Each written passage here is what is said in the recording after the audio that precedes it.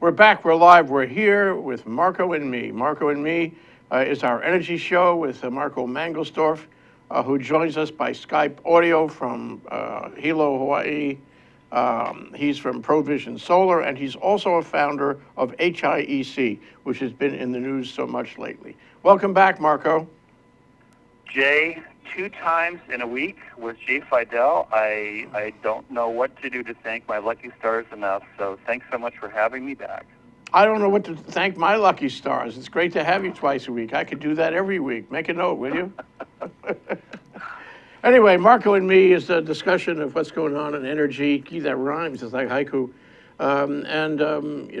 There's been a lot going on, so this is really a perfect time to do it. And I want to catch some of the things that have been happening. Let me start with saying I got this very interesting email this morning from the I guess they call it the seminar group, and it's 2 lawyers, Doug Kotiga and Jerry Sumida from Schlack Ito and Carl Smith, respectively, who are working to establish a seminar group which will focus on energy and energy policy, energy law. This is really important. They'll try to be teaching you and teaching people who don't know perhaps all that much about what's happening in energy, and there's so much happening. So this is in April. You'll probably see a flyer yourself. I'm sure it costs money. There are a great number of speakers there. I'm just scanning the list. There has to be 20 speakers, all of whom are, you've heard before, and who are the regular suspects, and who are, well-versed in the law of energy in Hawaii. And it's all part of a whole thing, isn't it, of raising public awareness about energy. I think when we started in 2008, it was a sort of, very sort of primitive understanding by the public about exactly what's going on. And frankly, for the last several years, I don't think that's changed all that much. They've seen controversy, but I don't think the average man on the street really understands, beyond whether to put PV on his house. So how is this changing as far as you're concerned, Marco? Is there talk about how Hawaii has become a state that is more conscious than others about the subject of energy? Well, I think you're absolutely right, Jay. And in the 15 years that I've lived in here full time, and the years before that, when I was visiting on a frequent basis, I noticed, perceived that there was an increased consciousness and awareness of energy matters in general. I think a lot of that has to do with, of course, the higher cost of energy that the state has been enduring for decades. So there's a greater awareness, certainly, and kind of along those lines, I had a chance to meet and speak with a traveling New York Times reporter very recently, and they told me that they were struck as well by how energy topics, energy issues, energy concerns are much more top-of-mind awareness here in this state compared to the mainland. So I think that's a good thing in that it can mobilize more individuals, more support to go in the direction that we all, or the vast majority of us, seem to agree that we want to go in, which is greater independence, energy independence, and less dependence on important fuels coming into the state. So I think it's kind of it's an interesting mix right now. Like you said, the law firms are seeing this as an opportunity to be able to offer their wisdom, their guidance in terms of understanding the players, getting a play card as far as how the game, the playing terrain looks these days, and what directions we can conceivably go in. Yeah, I agree. And it occurs to me from what you say that there's an interesting process happening. When it started, and when the controversy over photovoltaics started a couple 3 years ago, I had the feeling that people were uninitiated and what was happening. Oh, and this also goes back to big wind on Lanai and Molokai. People were, the landscape, which was covered mostly by the newspaper, was not necessarily the full story. And so what we were hearing was anecdotal complaints by activists. And that was the primary stream of information. And thus, it was the primary, top of mind top of mind understanding by the average person. But the more we learn about energy in general, beyond just activist complaints, the more we understand the relationship of energy, environment, food, and business, the economy, the better off we will be. So I think we're less vulnerable to being thrown from one side of the activist complaint series to the other when we know more. And I'm happy to hear that anyone say that the people in Hawaii are more sophisticated about energy, because we absolutely need to be sophisticated about energy to avoid making mistakes because of one side or the other pulling us in a direction that is self-motivated, that is Kuleana motivated. And I think I hear you saying that. No, absolutely, absolutely. And one of the things I've been trying to impart to my students these past years as I've been teaching my Politics of Energy course is that the production of energy resources, transportation of energy resources, buying and selling of the energy resources, fighting over energy resources, consumption of energy resources, other than simply people being on this beautiful planet of ours, there is no more impactful thing that we as human beings do than all of the above when it comes to energy. And you don't have to go too far afield to see some of the powerful positive impacts, such as electrification to the 2 billion or so people on the planet who still don't have regular electricity to be able to even read at night or do homework at night.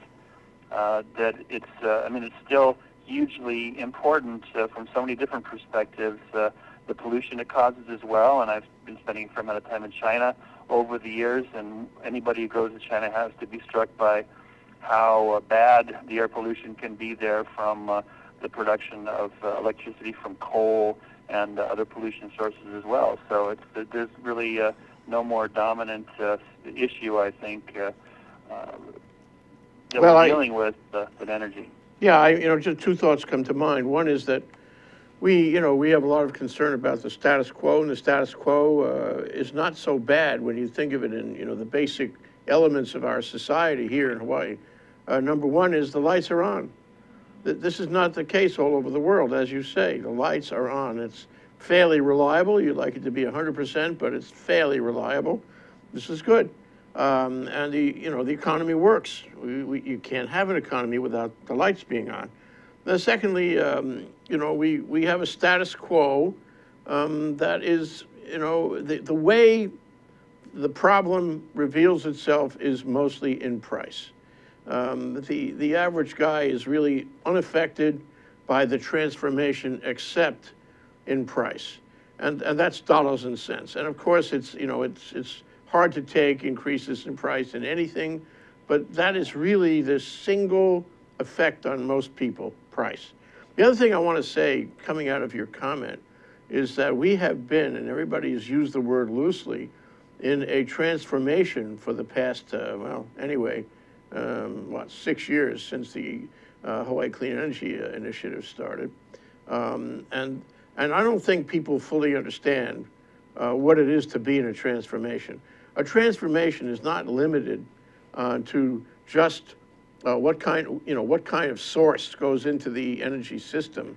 It's limited to it's involving everything. It involves business. It involves your bank account. It involves your home, your family, your prospect, your job. I mean, it's everything. Our society is being transformed by the transformation in energy. And I think only now, as people get more sophisticated on the point where their level of awareness goes up, are they beginning to understand that the transformation is ubiquitous. It's in every corner of our lives. And this is good because when you understand that, then perhaps you're more tolerant of the side effects. You can't have a transformation without having some trouble, some side effects, some controversies, some pain. And I think that people probably are more sophisticated now to understand those things are related to our energy transformation. Don't you agree with that? Yeah, it brings to mind, Jay, a great line from Robbie Alm's wonderful little book that I've really latched onto recently, which is The Faith of Leadership. And he writes of the tension of transition. And I think that really does encapsulate a lot of what we're both observing and also a part of actually experiencing on the day-to-day and a week-to-week, month-to-month basis.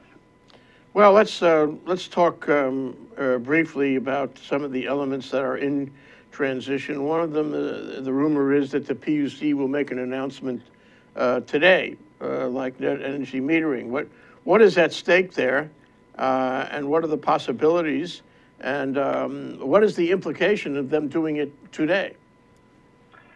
Well, since Hawaiian Electric filed, I'm not sure if I'd call it a motion, but did a filing at the PUC on January 20th, asking the Public Utilities Commission to formally allow them to bring net energy metering to a close, which has been in existence and available in the HIEC, HELCO, MECO service territory since July 1 of 2001. They asked the PUC to allow them to shift over to a new tariff agreement that they're describing as TDG, or Transitional Distributed Generation. That's part of what they were proposing. The other part of what they were proposing was to increase significantly the level of solar electric distributed generation penetration on a per circuit basis, from, without getting into too much techno speak, from the current more or less cap of 120% of so-called gross daytime minimum load for that circuit in equivalent PV generation, to go from 120% to more than double that of 250% of gross daytime minimum load.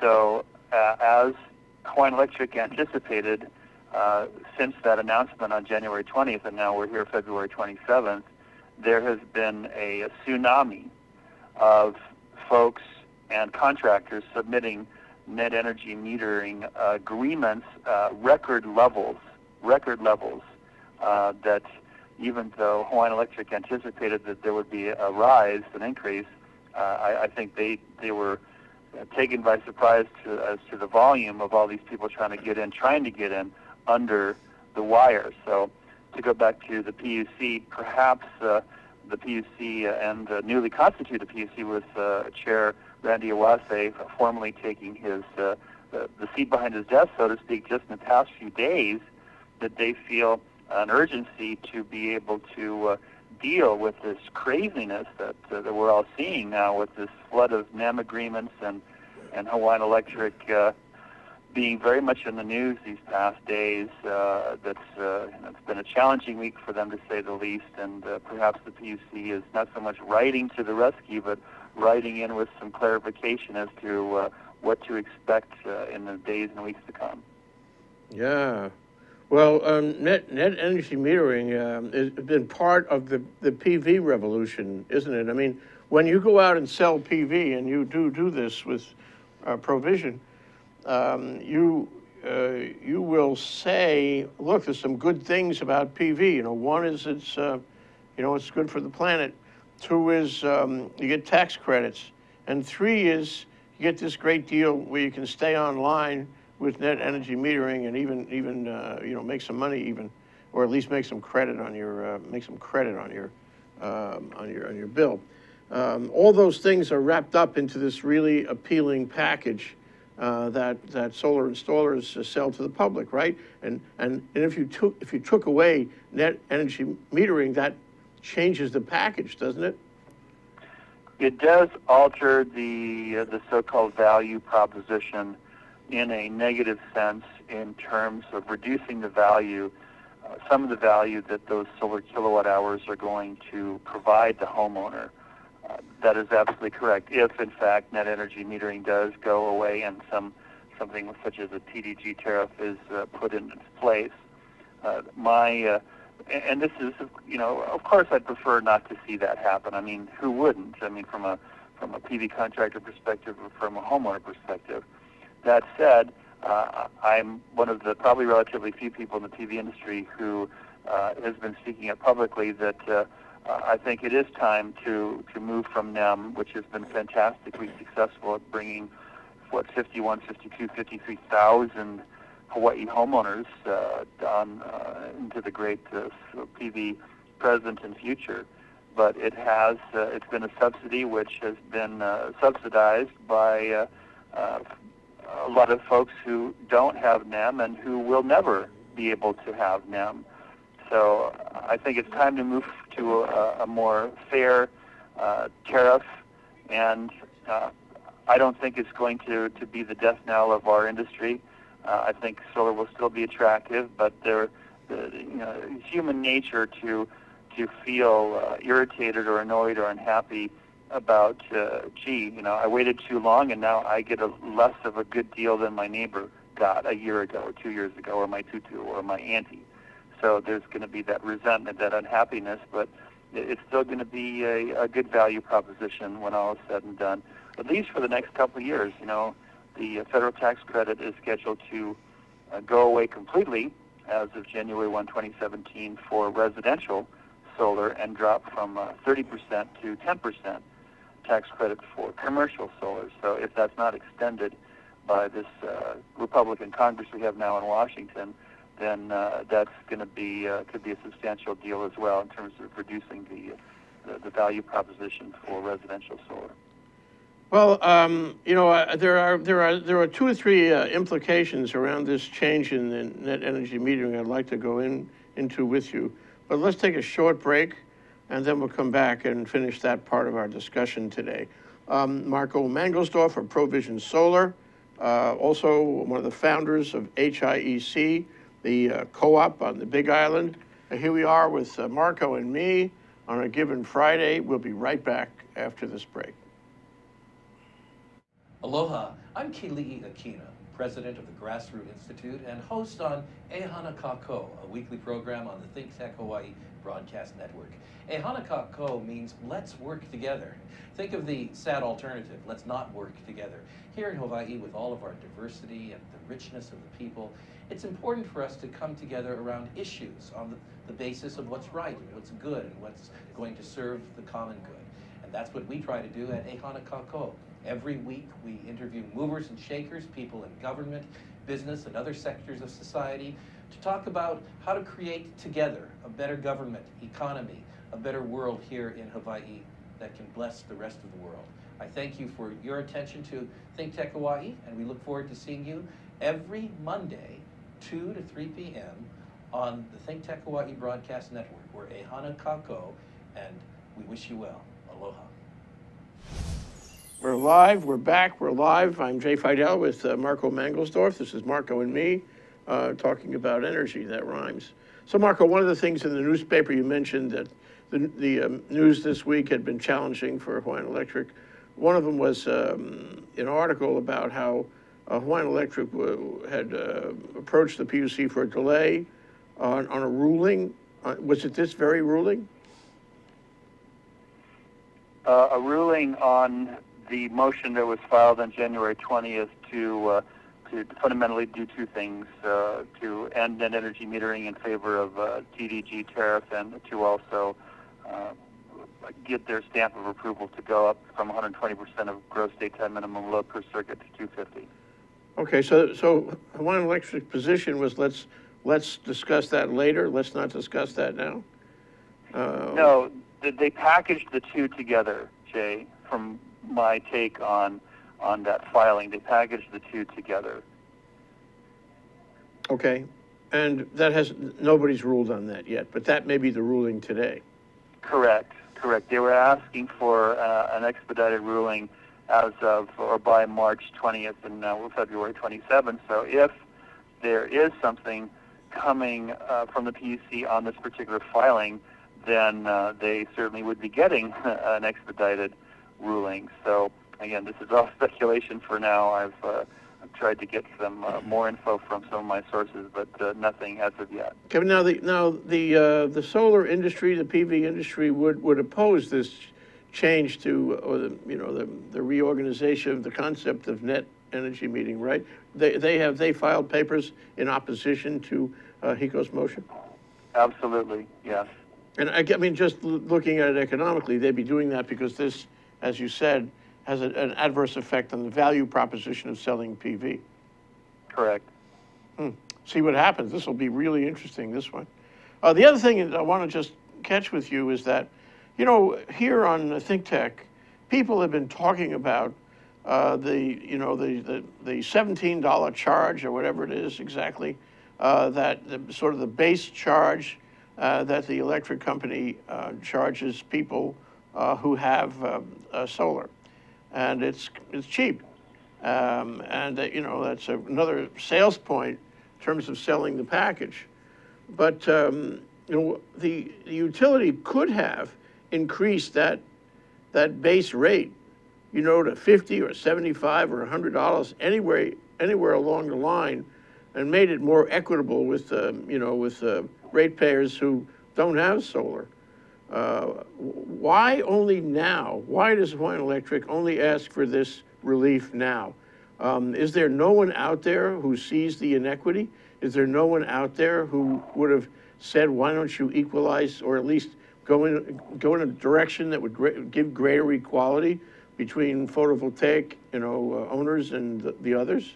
Why only now? Well, in fact, the HIEC companies in their filings to the PUC back in August of last year, which totaled 5 filings to the tune of 2,700 plus pages, they did address exactly what you're talking about and proposed, if the memory serves, essentially a surcharge on those net energy metering customers to make it more fair in their estimation for paying for the infrastructure costs, essentially. So this is something which has been proposed by the HIEC companies. Just as a point of clarification, whether you have a PV system or not, the utility companies are guaranteed a, quote, minimum customer charge, regardless of how little, if maybe even zero power a particular account uses. Let's say people decide they're going to go away for a month or 2 or 3 or longer.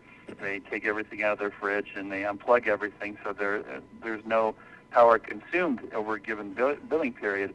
But that doesn't mean their bill is going to be zero. That means that they will be subject still to the minimum customer charge, which I believe on Oahu is in the $16 to $17 a month range, whereas here on the Big Island it's somewhere in the $20 range. So it doesn't matter if you're a NEM customer or a non-NEM customer, you still are subject to a minimum customer charge. Yeah, but the minimum charge doesn't mean much to a guy who doesn't have PV, because he's paying $300-400 anyway. Right. Anyway, let's move on to HIEC. There was an article in today's paper about Richard Ha, your co-founder in HIEC, and that was very complimentary, as it should be. And Richard has long been a proponent of clean energy and the connection. He's long been someone who understands and advocates for the connection between clean energy and farming. And one of the things I found interesting in that article, which is something that he has said many times, is the farmer isn't going to farm unless he makes money. He says that all the time. And the problem is that farmers don't make money. I mean, he's one of the exceptions, I think, at Hamakua Springs farms. So we don't have the kind of diverse agriculture we have hoped for since the closing of the plantations, particularly so on the Big Island. And he's the guy who tracks on that. So he's an important player for this. What are your respective roles in the company, you and Richard? Well, Richard and I, and I've known of Richard, and we've kind of met each other in passing over the years. But it's been one of the greatest benefits to me over the past several months to get him on a much more direct and personal basis, as this talk of, well, maybe an energy co-op would be kind of interesting. Let's get together a bunch of like-minded people and talk story about that. This is after a number of us went to Dave Bissell and Dennis Isaki's presentation. Dave Bissell from president of KIUC when they were here on the Big Island December 19th, several months ago. And Richard and I just, kind of de facto, as things evolved, we became the two people in our group who were putting the most time, effort, and thought into operationalizing this set of what we thought were really cool ideas. And I couldn't have done it without him, and he'd probably say the same thing about me. And it's been this great tandem effort to go from talking about how neat this would be to actually, step by step, day by day, week by week, operationalizing it, and finding the people that we need to find from the law firm on Oahu that has great regulatory experience, of which I was a complete babe in the woods 2 months ago, not having a clue how to start playing this game on this level. So it's just been this expanding circle, the classic drop a pebble in a pool of calm water, and the circles just keep on going farther and farther out.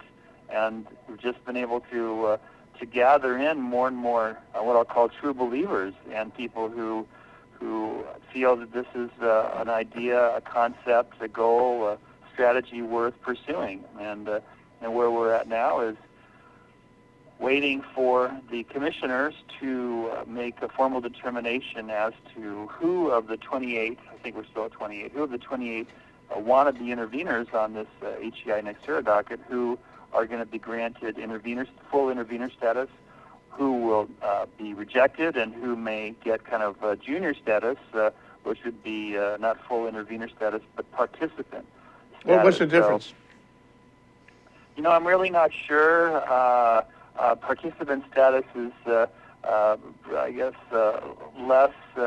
You're not completely a full member, but at the same time, you're probably privy to most of the documents. So I don't have a clear answer for you as for the formal difference between the two.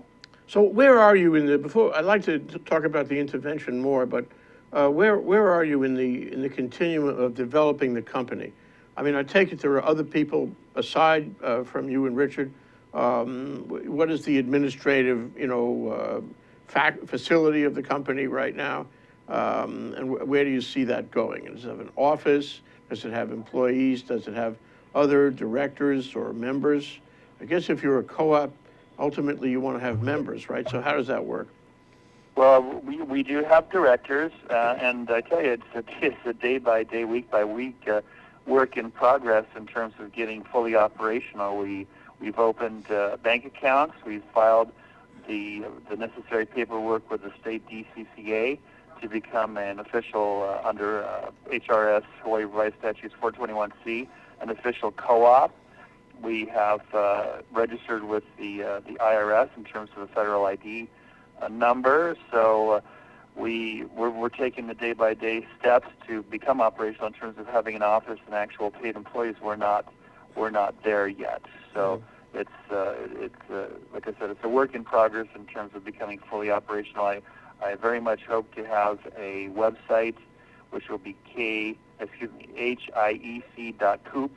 HIEC.coop, which should be live within the week with some content.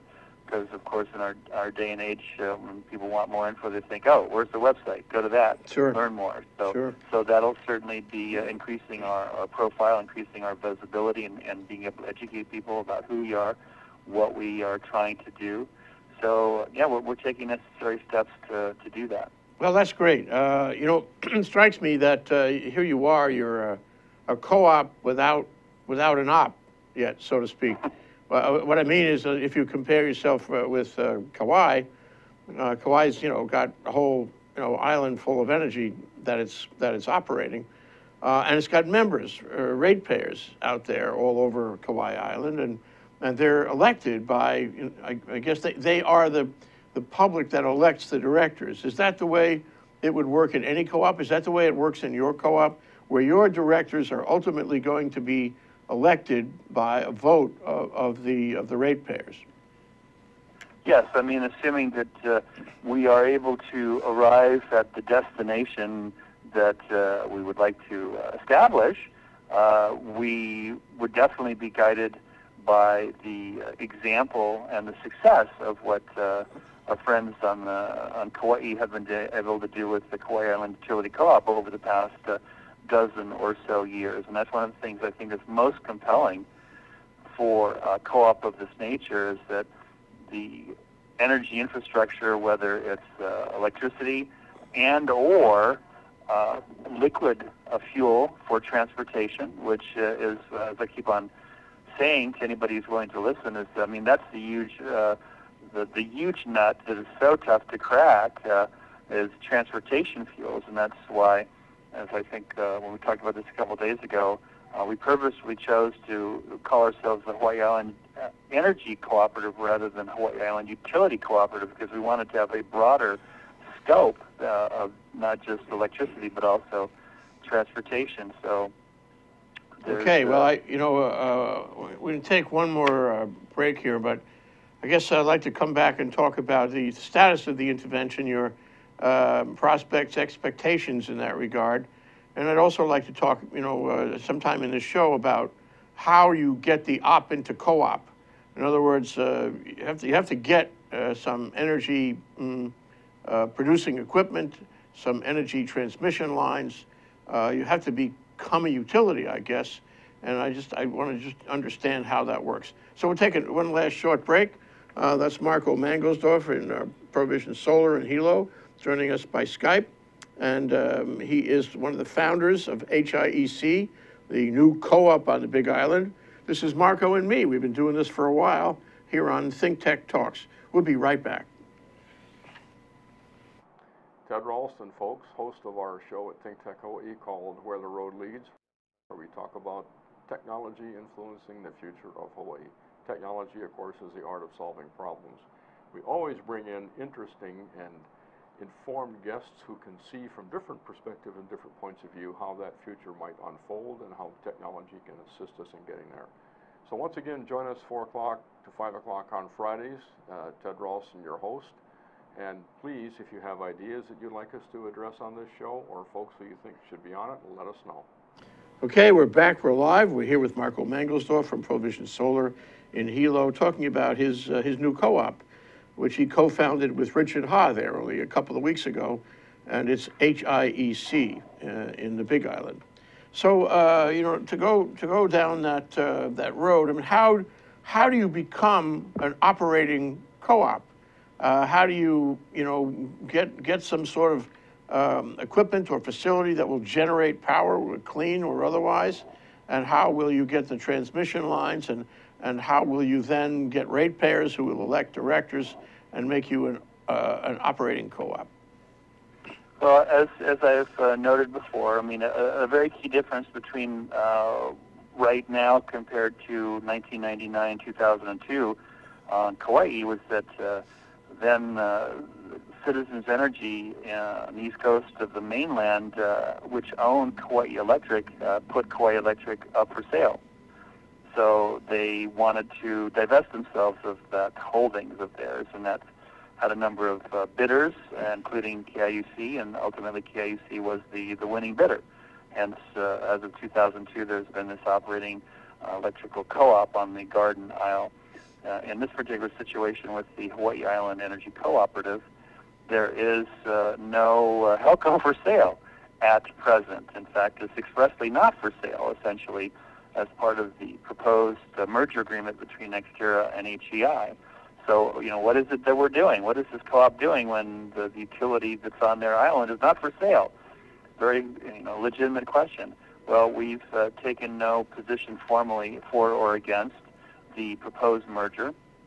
At the same time, the metaphor I keep on going back to, Jay, is the importance of us getting a seat at the table being this HEI NextEra docket, which 28 wannabe interveners so far, and that's probably going to be the limit because the deadline passed as of Wednesday of last week to make a motion to intervene.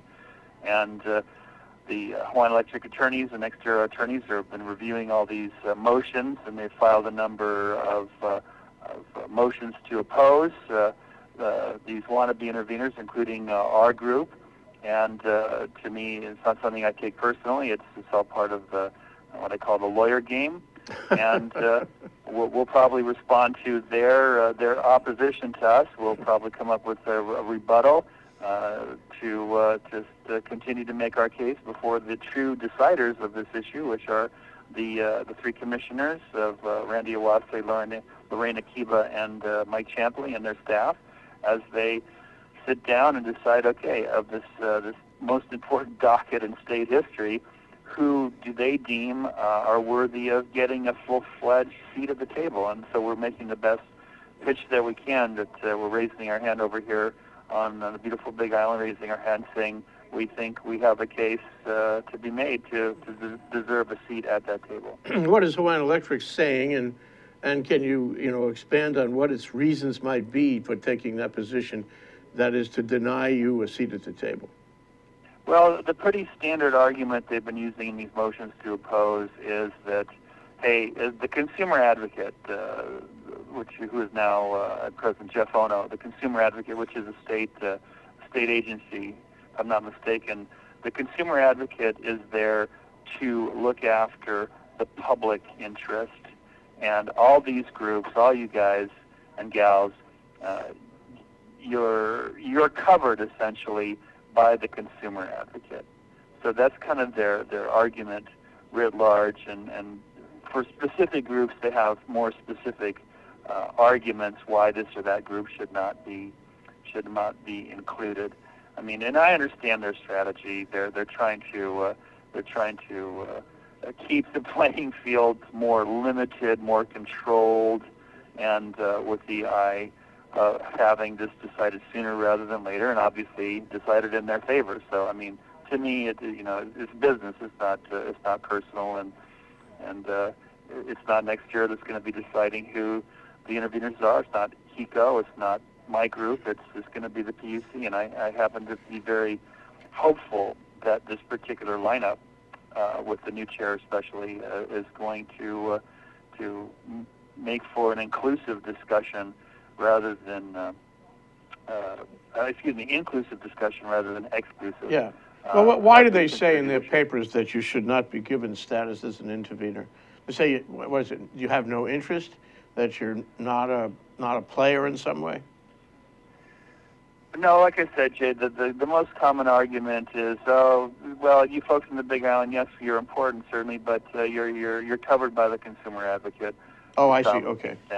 And there's also been an argument as well of trying to, not just with us, but with other folks that they've opposed, that the claim is that we're trying to broaden the scope, that we're trying to broaden the docket, and that's also a common point that they're trying to make. So, I mean, but the reality is this is a huge docket, and yes, it's one corporation, a bigger fish seeking to integrate, gobble up a smaller fish, but I mean, it has very, very large consequences and ramifications across the state. So I think it's, if we can take Randy Awase at his word, right after his confirmation hearing before Ross Baker's committee in the Senate, and he spoke about wanting to welcome interveners and wanting to do public hearings across the state to get people's input. So I would like to believe that the Commission is going to take a more inclusive approach on this particular docket and set of issues than exclusive. So, but we shall see. Hopefully, it won't be months, but weeks or days or weeks after all these motions and motions to oppose the motions and rebuttals to the motions. Once all that dust settles, which will probably be within a week or so, the PUC will then make determinations on who's in and who's not. Well, as long as it takes to resolve these preliminary matters, it's a distraction from the substance. And the substance, they said was a year, but it could be a year and a half. And while this goes on, everything is in abeyance. That kind of delay is really not, I don't think it's useful for the state.